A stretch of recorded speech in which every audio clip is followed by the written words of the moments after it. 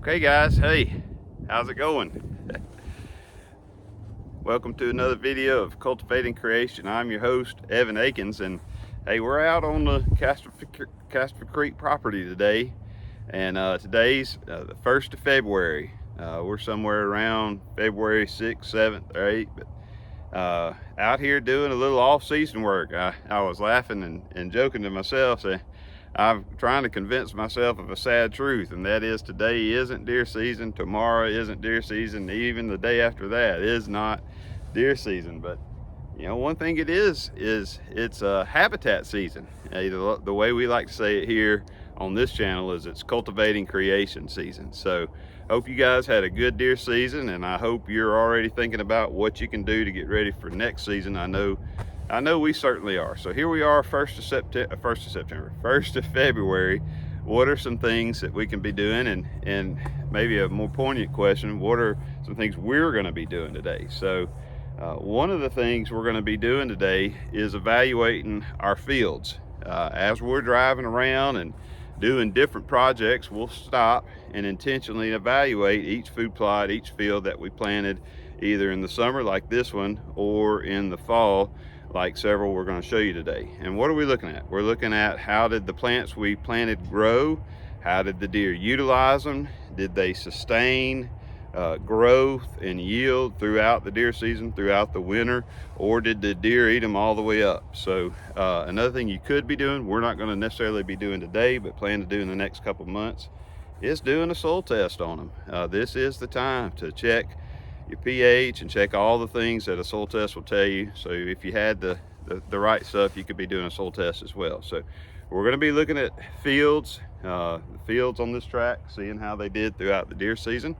We're also going to be setting DPs.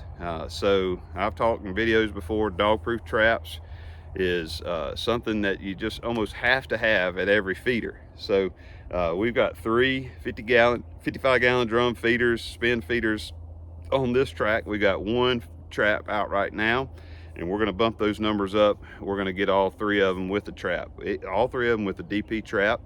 We've got some coons and some possums utilizing them, and we're going to set them with corn and hopefully catch a few of those nest predators right here, you know, several weeks before turkey season. This is a good time to trap, and this is a good time to knock those numbers down before turkeys go on the nest. So as we're evaluating the fields, all of our feeders are adjacent to fields. So as we're evaluating fields, so we're going to be setting out DPs. We're going to be setting out traps. So another thing we're going to be doing is, as I'm riding around in the buggy today, I've got my chainsaw and already started a little bit of this today.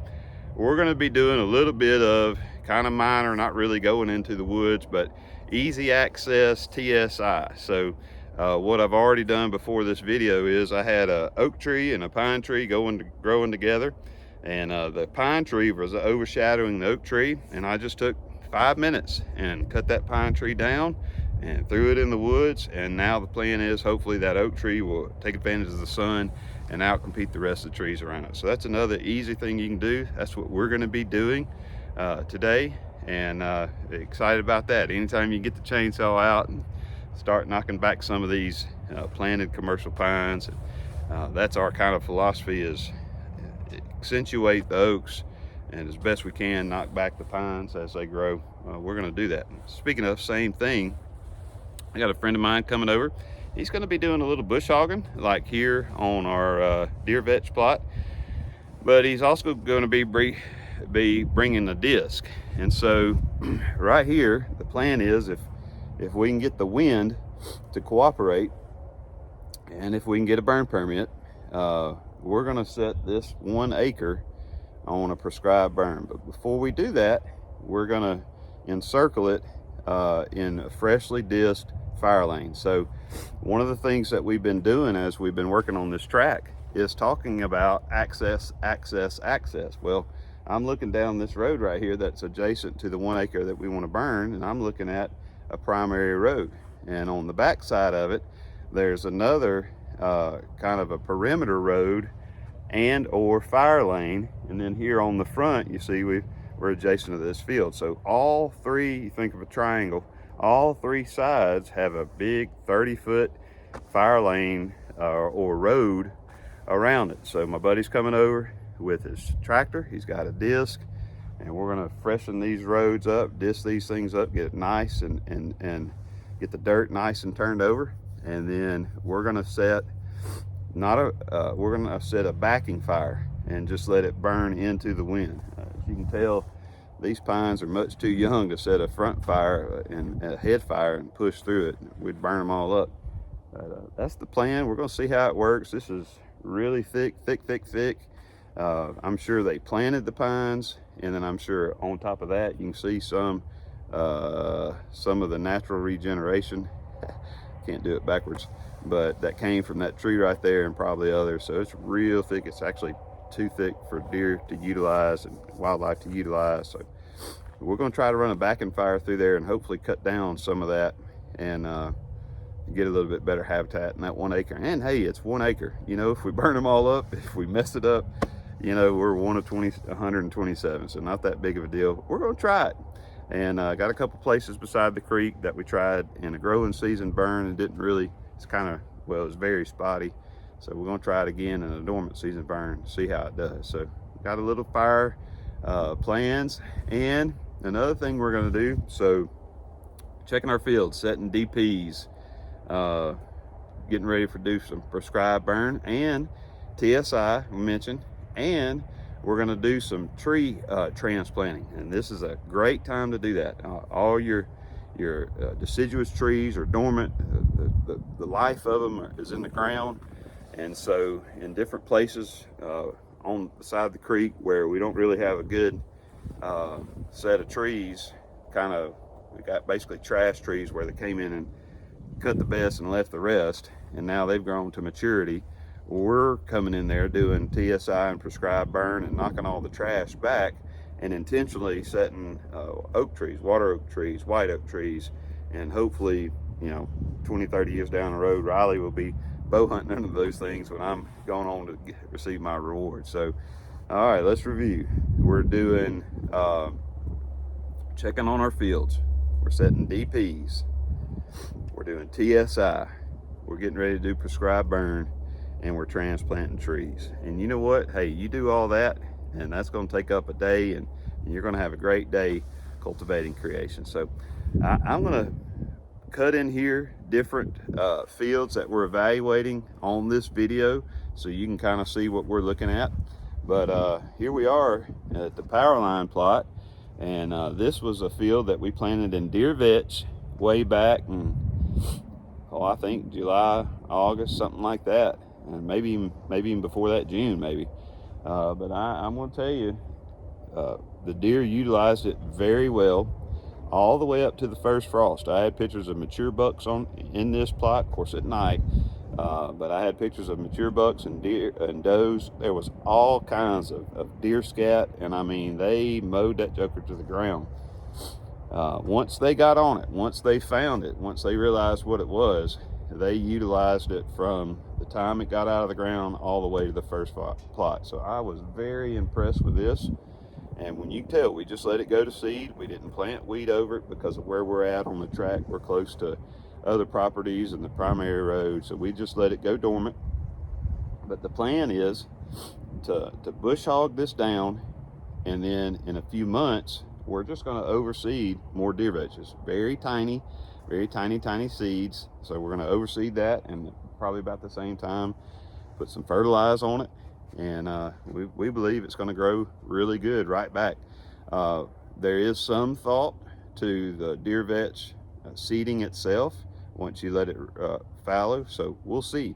You know, it was the first time it came up in rows where my spreader wasn't throwing it out the best, and so I think I'm going to be able to see what comes back regenerates naturally, and maybe some of what I'm able to broadcast over. But anyway, that's the plan here. Bush hog this down, and then in a couple months come back and overseed it and fertilize it. But again, very impressed. Two thumbs up for our first try at deer vetch over the power line plot.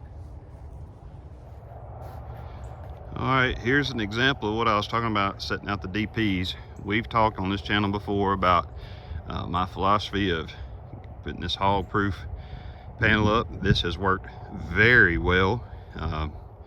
Back in the early season, I did have a sounder come and check the panels, and once they found out they couldn't get in, and I think once my neighbors started putting out corn with no fencing around it, they left the property. Praise the Lord. And you can kind of see here a little bit. It's recently rained, but the deer have been utilizing this. They learned very quickly to jump over the panels and utilize the feed. So it's my 55-gallon drum set with the spinner. Actually found that online since Moultrie quit making their version. Found that online from a place in California. But it's worked very well through the season. And just today, I put out my little DP set. As you're looking at these tracks on the ground, you can see we've got coons coming in here, fresh coon tracks. So hopefully we're gonna get a coon here in just a little bit. I wanted to show you something else while we were here. We are water. And that's a story for another day. Here's the example of a quick TSI job we did. You can see these oak trees, and they have naturally regenerated within the pines. And here we are on the edge, and I just cut down 2 or 3 little pine trees. And then I guess they weren't really that little, but they weren't that big. You can see the stump there of one of them. The other one's adjacent to it. I just kind of piled them up right there beside them. And the deal is, hopefully now these oak trees will be getting the majority of the sunlight, and hopefully they'll pop up and outcompete all these other loblollies around them. So just a quick example. Like I said, right here we are on the road, looking at every time I pass that tree, man, I need to cut that pine tree. Man, I need to cut that pine tree. Finally, I had my chainsaw, I was setting out the DP. I said, I'm gonna cut it right now. Okay guys, here we are on Whiskey Ridge, and just kind of doing a little evaluation on this food plot. And I'm gonna tell you, I'm very pleased. A lot of these oats, they've already kind of, the cold has already kind of gotten to them. But I came back in here and I overseeded a little rye and a little ammonia, and I mean, this thing is taking off. I will say this about this particular plot. I do not have a cellular camera on it. And that little oak tree there, in the past, magnolia tree, I have put a traditional camera, and every time I put a traditional camera in here, I get heavy deer utilization. I mean, the deer are in here. Whoa, there goes a rabbit. I guess that's a good sign. Old cotton tails in here. But I get heavy deer utilization out of this, and the crazy deer, they bed right down in there. The interstates just across those big tall oak trees. You can kind of hear it in the video. But they come out of there and they feed in here, and they cross this hill and they keep going. I'm very pleased with what I'm seeing. I'm trying to see somewhere in here. I overseeded back in the earlier fall some annual clover. I'm trying to see if I can get a good example of that. One of the things I learned earlier about that is that I probably didn't put enough annual clover in here, and heck, the deer may have eaten it all, I don't know. But the idea was that after the wheat and all quits growing, that the annual clover would pop out of the ground and be there for the turkeys. I really like that. Here's a good example. I really like that when I did that on the power line plot. So let's see it in there. Oh goodness, see it in there. So, and there's a pretty good bit in here. So the idea is that all this annual cereal grain will die, or if we have to, we'll come in here and bush hog it, by golly. And that the deer and the turkeys will eat on that. Here's some more. Eat on that annual clover. And we'll see. Worked really well when we did the power line plot like that. That clover just popped out of the ground come spring, and where the deer hammered it. I even had a turkey, picture of a turkey in there. So if you're really good at identifying grass, you know what that stuff is there, and that's a video for another day. Kogan grass or Kogan grass. We've been at war with it and trying to get some help from the USDA. But doggone if the USDA guy didn't come and say, I didn't see any Kogan grass. So my plan is to eventually dig him up a swath and take it to him in the truck. Say, here it is. We'll see. But you see my little planted trees. You know, crazy thing, had so many good places to hunt this year. I didn't set in that blind one time this year. I plan to do differently next. You see my little trees coming up pretty good, all planted down that side. I did a video in the past talking about these pine trees, how I was anticipating these pine trees getting taller so the deer couldn't see the interstate. We're 100 yards from the interstate right now. You can probably hear it in the background, but they have, and I'm gonna tell you, because the deer can no longer see the cars on the interstate, I think they utilize this plot even more. So again, here we are evaluating food plots, and I'm gonna give this one a thumbs up. I spent a little time, a little money in here, but as I'm looking at it now, unlike years in the past, we had plenty of food in here to last all the way through the season. I think we're gonna have some more to last into the early spring. That clover's gonna keep growing, and it'll last all the way through the summer. And the plan is come in here, bush hog it, turn it over, plant it again next fall. Same thing. Cereal grains, fertilize, oversee with annual clover. Come back, put some rye on top with a little ammonia somewhere around December. You're gonna have a plot like this. I'm very impressed once again. Big thumbs up. All right, here we are at Creekside, the plot we lovingly refer to as Creekside. That blind may be familiar with you. And look at the plot we got here, boy. Again, very impressed with the food plot.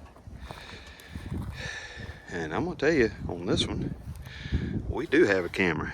You may be able to see it there. I'm about to take the things that I'm doing today. I didn't mention that one, but I'm about to take that one down, turn it in, shut it down for the off season. But I do want to show you this while we're here. So we're doing a couple things at once. We mulched this little thing in as we were mulching some other fire lanes. Just had him come over here, and you can see the debris piled up to the back. That was when they logged the place. I just pushed in enough to get a little feeder in here, and I'm gonna tell you, the deer utilize it. They come in from right here and they stage up right here. Either they'll jump in the pen and eat corn, or they'll come out here and start feeding in the food plot.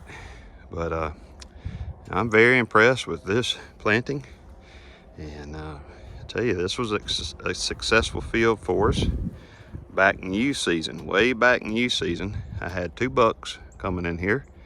I mean, every evening like clockwork when that feeder went off. And that is one of the old, little squirrel moment here, but that is one of the old Moultrie that you screwed to the bottom of it. They quit making them now. They have a different kind of end on them.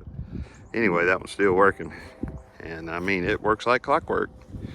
Every evening at 4:30, 2 bucks would come in. One of them we wanted to let go to next year. But one of them had pretty much just had main beams only and was a big 6-point. I said, man, that'd be a perfect deer for my son to shoot. And so youth season, sure enough, he and I were set up in that blind, and we accessed through the pine trees. Slipped in the back there and had a wonderful evening sit. Didn't see a deer till 4:30 when the feeder went off. 2 bucks came in and they fed. And as they were feeding, another doe came in and her young'un. And then the bucks came in and started eating in the ryegrass in the cereal grains. And my son shot his first deer right there. So we were very excited. Deer ran off, ran through there and recovered him just off the plot. So very successful food plot, harvested a deer. And I tell you, now that season's over with, I'm still, like I said, I got to save the camera on there. So even last night, I had a 3.5-year-old buck that my daughter and I passed. She wanted to come deer hunt, so I said, come on. And we sat in that food plot, that blind, and saw a beautiful 3.5-year-old buck chasing does all throughout this food plot. And he just wasn't quite big enough for something I wanted to shoot. And he's still alive. So here we are in the off season, and we're hoping he'll stick around. He'll be a big mature buck next year, and we'll take him home. So very impressed. Did the same thing here.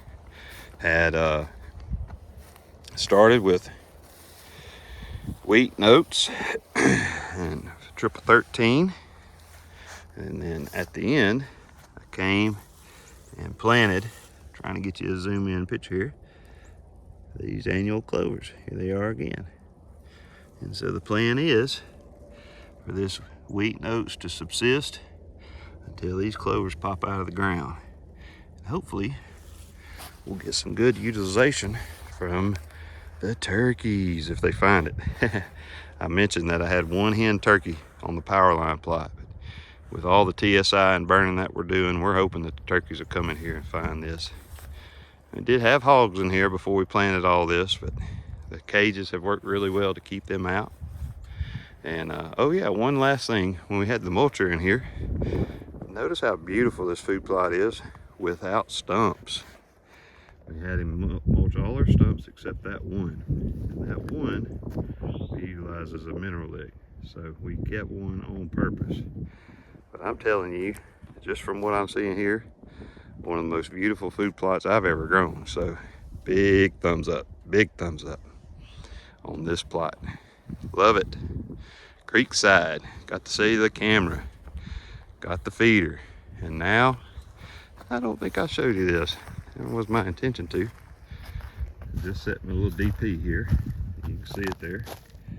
And so hopefully, if there's coons in here, which I don't know that there is, but if there's coons in here, we'll catch one. Like I said, knocking those nest predators down, evaluating the food plot. Just a gorgeous bluebird day. Okay guys, hey, another little quick video. I wanted to show you a tree stand we hung. I showed you the mulcher that we were doing for this little lane, and this is the after of the mulcher.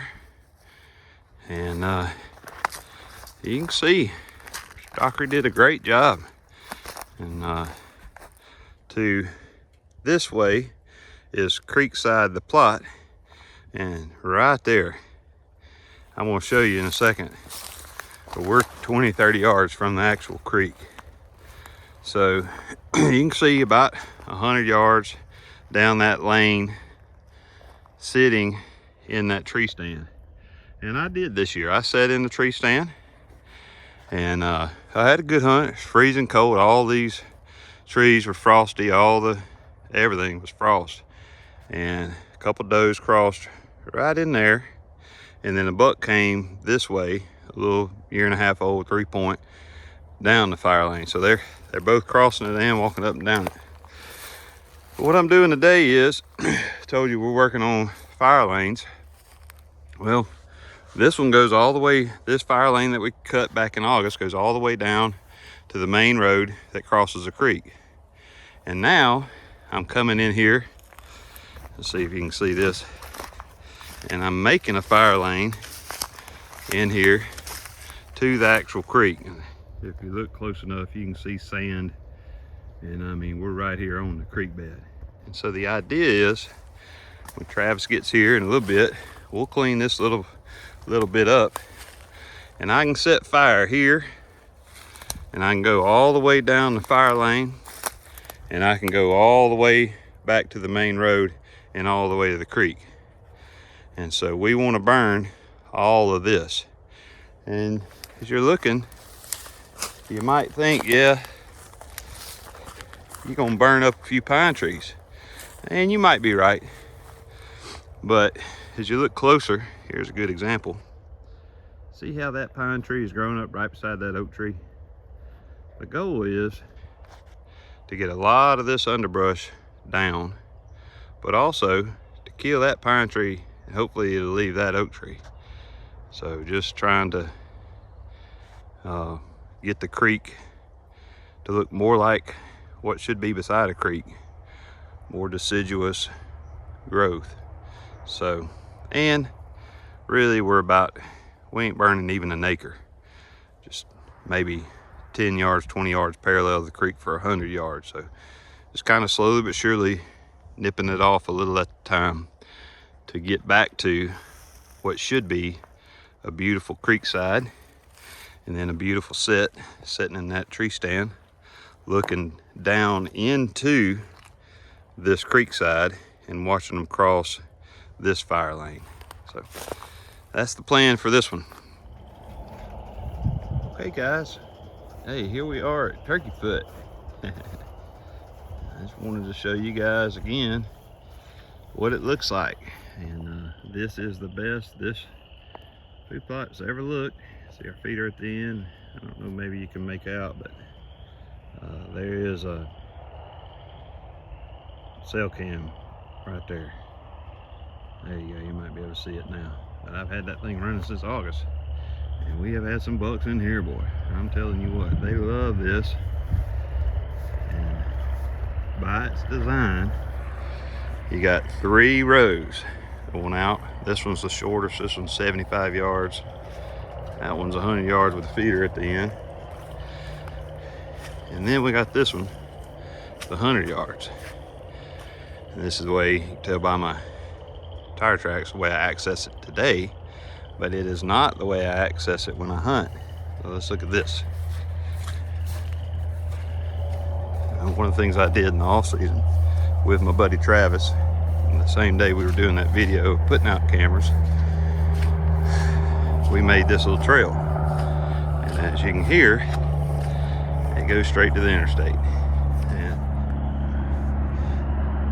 boy, the deer just don't even expect it. And I can tell you, when you walk down that trail, if I was to walk down it right now, just all kinds of scrapes, all kinds of rubs tore up with tracks. So they access from here. The deer come here, come to this feeder, and I as well access this way. So not the best idea, but this little turkey foot plot has deer all over. They come from all over.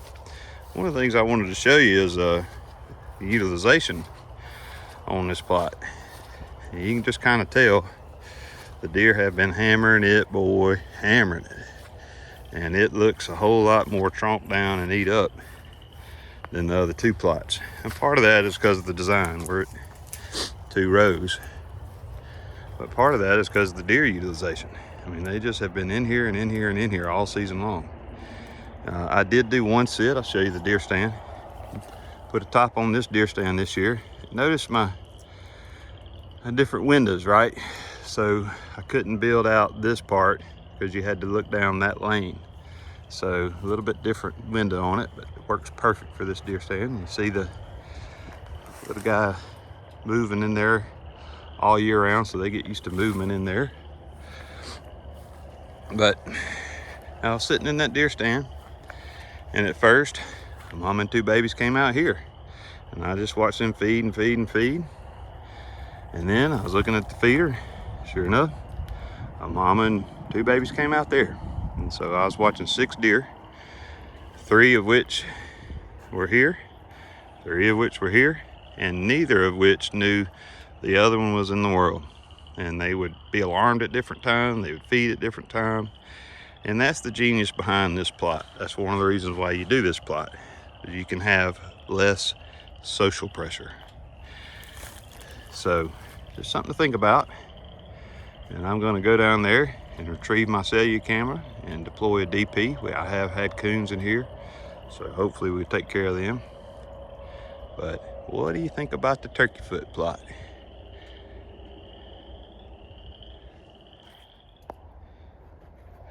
Okay, so here's a good example of our tree transplant.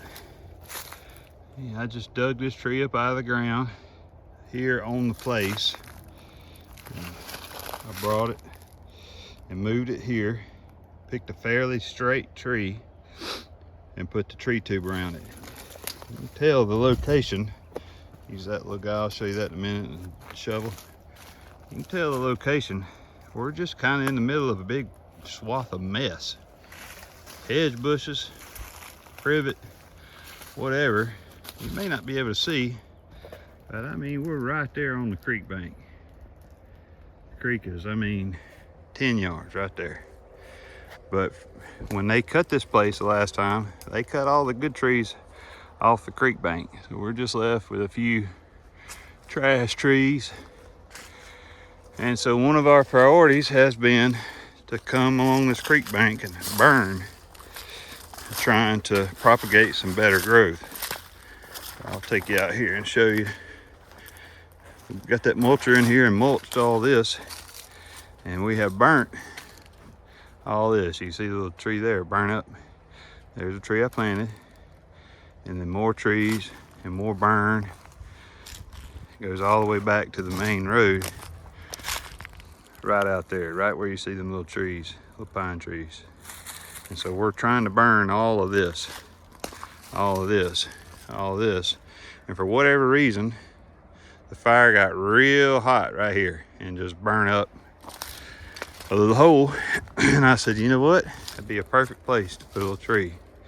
No matter what you do right there, all that dirt around that base, that tree ain't gonna burn. You got too much dirt. So this is what the before looks like. See my little buggy? Here's one tree. And you can see we tried to pick a pretty straight trunk tree. Right? You can see that one with all the leaves on it. And then we'll put a tree tube around it and try to get as much dirt as I can. Now this one was growing beside the power line, and we don't have any straight trunks, so I just put a ribbon around it. You do that so 10, 15 years later, you can remember, oh yeah, I planted that tree there. I don't need to bush hog it down. So we'll come down this road periodically and bush hog, keep this lane open. So just an example of transplanting trees, and it cost me $0, just a little bit of time. Oh, and yes, it could be a good idea to select oaks, and that's what we've done here. Even though it's the middle of February, you can still identify some of these trees by the remaining leaves. So just an idea. All right, so here's a little bit of the after. I showed you that one.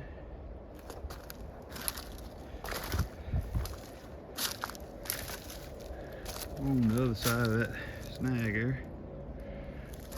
And then after I did that, I planted that one. Tried to get it somewhat in line with what would be the tree line and what would be the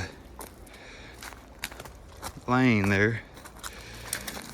And then there's that one. So a little tree line there and a little triangle. Good tree, good tree, good tree. So as we continue to push this back and burn this down, make little holes in it, we'll continue to put good trees in it. And who knows, like I said, one day Riley might kill a buck under that tree or that tree or that tree. Wouldn't that be great? We're just gonna keep burning, and hopefully you might can see, if you look hard enough, the blue line right there. That's the end of our property. So not too much further, and we'll just keep working on this little creek bank periodically. Hopefully one day we'll have some good acorn producing trees here. That's the hope anyway. Okay guys, here we are, getting to be about 2:30, 3 o'clock, and we have completed our first acre prescribed burn. Let's show you what we've done. You see the after on the power line plot. We got Travis coming here and bush hog. You can tell it's a little wet by the ruts there, but got a pretty nice notice, got a pretty nice disc fire lane here. See that there, disc fire lane, and then got right beside that a nice black line. And here we are, like I said, 1st February, 6th, 7th, 8th. I don't exactly remember which one, but really good burning weather. I think the humidity was 37% when we dropped fire, and about 60 something degrees. As you can tell, bluebird day, just perfect. And I'm gonna say we had a pretty successful burn. This acre was thick in pine trees, and we wanted to run a fire through it to maybe kill some of them and work on the fuel in there and do a few other things while we're doing. And I think we were pretty successful. You see the old stump burning there from the last time they cut. We had a good burn. I set this first because of the wind, and then just kind of eased around the backside there until finally I set a head fire.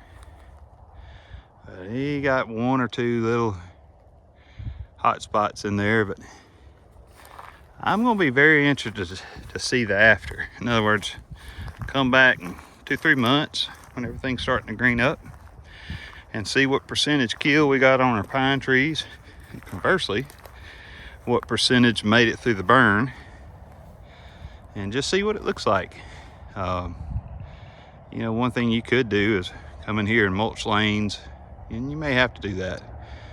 And these trees are so thick, they're going to have stunted growth, so you're trying to thin them out so the good ones, the toughest ones, will live and grow up to be mature pine trees like those guys that you can harvest. So I don't know, we'll see. It's kind of an experiment to see if we could burn under that size pine tree and see what it does. 1 acre, like I said, 1 of 27, and if we burned them all up, it wouldn't have been that big of a deal. They came right back. You see, you got plenty of seed trees there, but I don't think we burned them all up. And I think we'll just have to see how it turns out, because if we're able to continue to do this, I'll prescribe fire 1 acre at a time if I have to. So I will say this, the wind kind of swirled on us, and I was setting a flanking fire on the back side, and when it swirled, oh my goodness gracious, it got hot. I'm gonna say the flames were, well, they were on the tops of the trees, so they were 10, 12, 15 feet high, and I mean orange hot. It wasn't white hot, but it was showing up orange hot. And so, you know, 2-3 months we'll come back and look, and we'll probably have a few dead spots, but again, that's okay. I'm okay with that. I'm okay with having a few spots where we burn every single pine tree in there, but just as soon as that hot spot heated up, the wind swirled back around and it died right back down. So I don't think we got 100% kill by any means, maybe 10% in hot spots. So, like I said, very pleased, very pleased. Travis is off beside the creek, and we're gonna drop fire one more time, see what happens. All right, hey, we're back here at the house, kind of reflecting on just a great day we had at the farm a couple days ago, doing our first of many off-season habitat improvement projects. And I'm telling you, we had a great day. All the things we were able to do, and I just wanted to include this video with a little bit of a devotional thought. And so you think about one of the main tasks we were doing today was examining our openings, our food plots, our fields after deer season. And the Psalms came to my mind, and it's interesting. The psalmist David most probably prays a similar kind of prayer to the Lord as the task in which we were doing in this first set of habitat projects. We were examining fields, but listen to this, Psalms 139, 23 and 24, excuse me. Search me, God, and know my heart. Test me and know my anxious thoughts. See if there's any offensive way in me, and lead me in the way everlasting. And I couldn't help but think of this psalm as we were thinking about examining fields and how that might look in the pinnacle of our creation, and praying and asking God to examine us. See if there's any sin, any wrong, any wayward thoughts, anything in our heart and in our lives that we might need to get right with Him. And it's a very powerful prayer. If you think about it, in our little task, we're seeing a deer eat grass, but in this prayer, we're asking the Creator of heaven and earth to examine our hearts. That's big. That's big time. And so much so, we might be afraid to pray this prayer. We might know that there are things hidden in our heart that, we don't want the Lord to see. And we might be hesitant to pray a prayer like David prays today. But I want to encourage you to do so. If you think about it theologically, the Lord already knows what's in your heart, what's in your life, those hidden sins. He's an omniscient God, and He already knows it. But more than knowing it, I want you to think about this. He loves you. He loved you so much, He sent His one and only Son to die for you. And He wants to cover those sins. And you need to turn away from them, repent. And He wants to cover them, forgive you, cast them as far as the east is from the west, and set you on the right path. The path, the way everlasting, what David says. So I want you to think about that and how that might apply to your life and to your part of the pinnacle of creation, your heart, your life. Search me, O God. Know me, know my heart. See if there's any wayward ways in me. What a powerful prayer. I'd encourage you to pray that today. And let me encourage you as we're wrapping up this video, if there's any way that I could serve you, any way that I can help you in your little slice of creation. Maybe doing some of the things we talked about in the previous videos, maybe doing something completely different. Reach out to me. But even more important than that, if I can help you in your pursuit to cultivate the pinnacle of your creation, your heart, your soul, your life, boy, I'd really want to do that. So reach out to me. If these videos and this devotion has interested you, I encourage you to like the video. That helps us out. Subscribe, all the things that all the YouTubers say. But this is just another way that we can get the gospel out and hopefully encourage people to work on their little slice of creation, to have dominion and do the things that we can to cultivate creation. And thank you guys for tuning in.